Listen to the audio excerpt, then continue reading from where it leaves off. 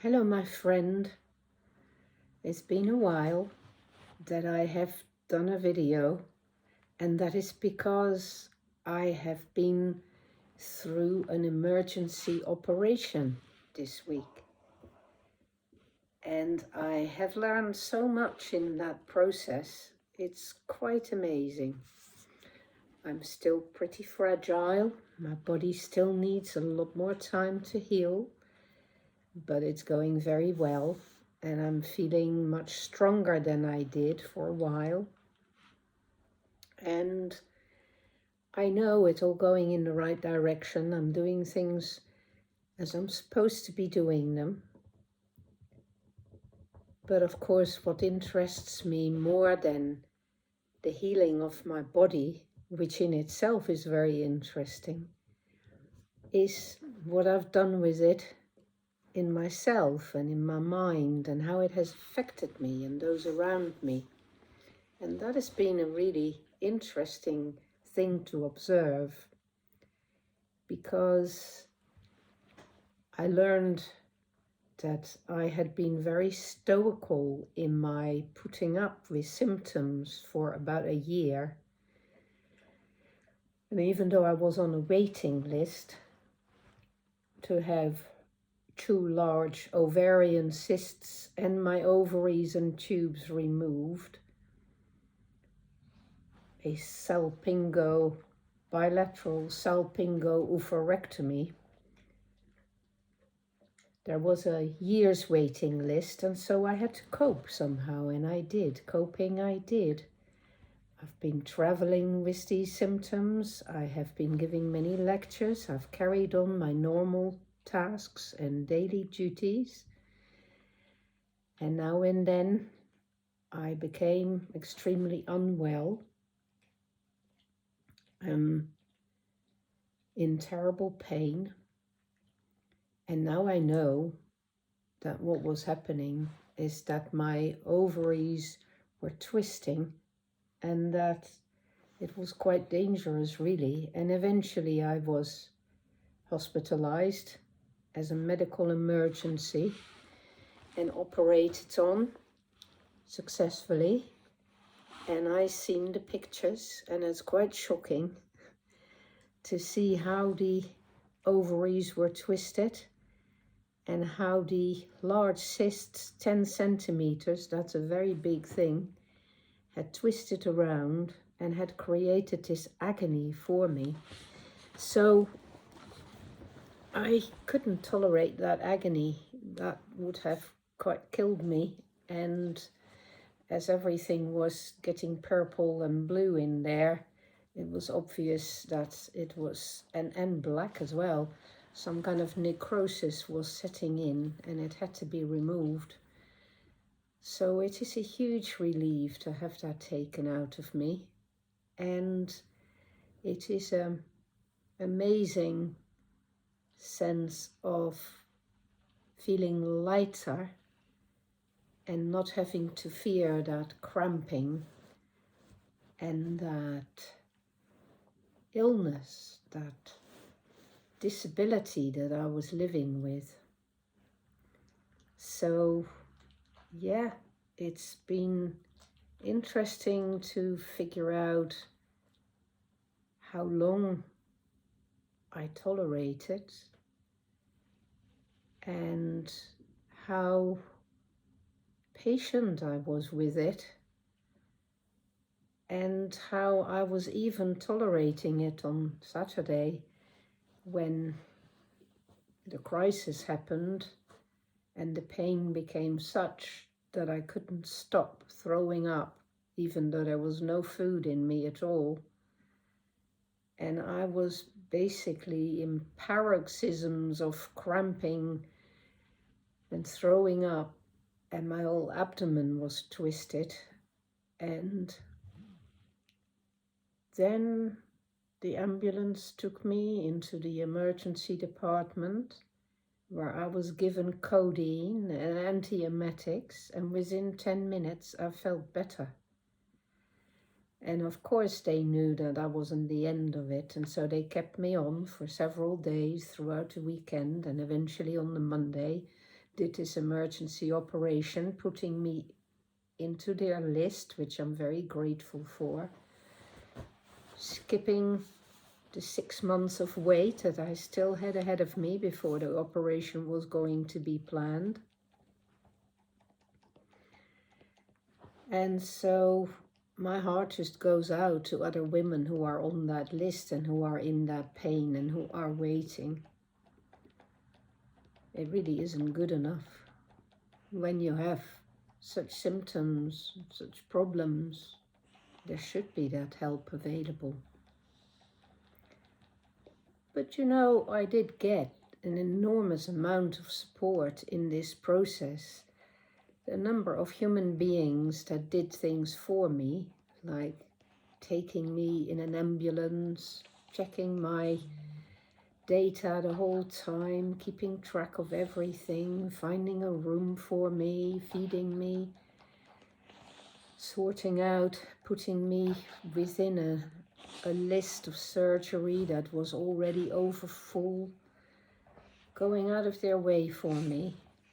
I find that mind-blowing, that I was able to rely on that human society, that human civilization, to keep me safe in the end and to sort me out when I needed help and I couldn't help myself anymore.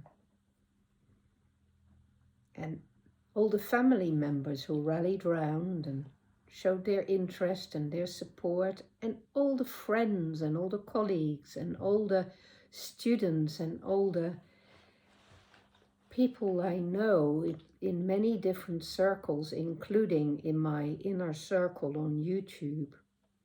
It's been overwhelming, really, to discover that chain of human kindness that holds you in your moment of need.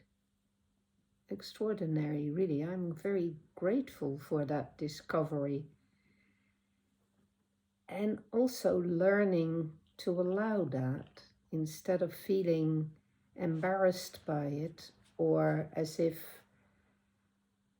I should be able to do without that. It's very good to learn that I am not well yet and that it will take at least another week for me to heal. And my daughter-in-law, who is a head nurse, has been coaching me about this, and that's been incredibly helpful because she's teaching me to listen to my body and let my body decide instead of trying to override it. Always trying to override things and always being strong and always doing your duty and always being the one sorting everything out and stepping up is a very good habit to have, but you have to know when it comes to its end and when you have to let go and when you have to be diminished and when you have to be helpless sometimes and when you have to surrender. And you have to let it be, my friend. And you have to be that elderly lady that other people will make an effort for. It's hard to do, but it's also a fine thing to learn, because it's a fine thing to know about your limitations, and it's a fine thing to know about other people's abilities and other people's kindness and willingness to step in when you can't do it anymore. And there's so many structures in society that help that and that make that easier to do. And how incredibly fortunate I feel to have a safe place to be. And my dog lined up next to me. And, just the time to let go and to breathe and be. It's a luxury. It feels like a luxury, and I know that some people have been through these kinds of things in much worse circumstances, and I praise my lucky blessings that I'm so comfy So thank you for all your concern, but I'm doing great, and there's a plan, and the bandages will come off, well, the plasters, because of this was keyhole surgery. The plasters will come off on Saturday, and I'm doing about half an hour each morning and afternoon walking around. So I'm keeping active, and I'm keeping sort of up with my emails. So I'm not completely falling by the wayside. Not losing my touch, but I'm reading a lot of books I haven't had time to read, and it's good. It's good.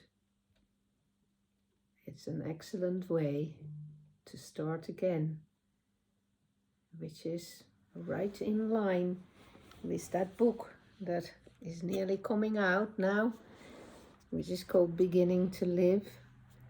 And I feel like I will have to remind myself that I too am going to have to accept that I'm going to have to begin to live again, and that I will be a new person through these experiences, and that I have so many experiences I've been through even while I was out in the operation.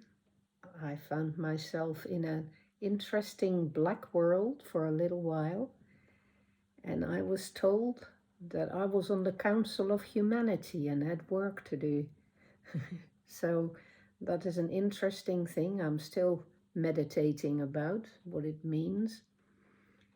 So there's a lot to think about and a lot to process, and it is great to be able to afford to do that properly and to make this experience into an important one, a transitional one, a transformative one, and to fully own it and to fully accept it and to fully be in it, be part of it, and come out at the other end renewed, reinvigorated, and a little bit wiser, my friend. See you soon again.